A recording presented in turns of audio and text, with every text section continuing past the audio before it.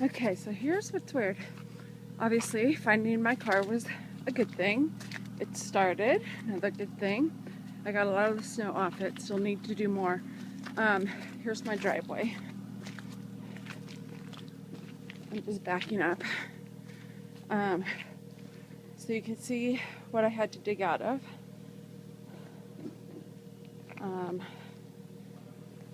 Okay, and then going to the street. So this is what most people's driveways look like because they've had to, pile out of it, and you only get like a little skinny amount.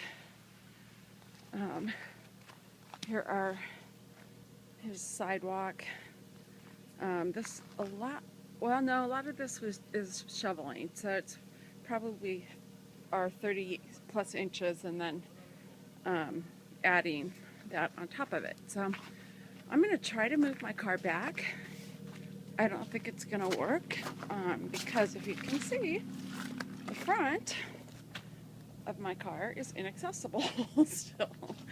So Mustangs are known for their snow friendliness. So wish me luck.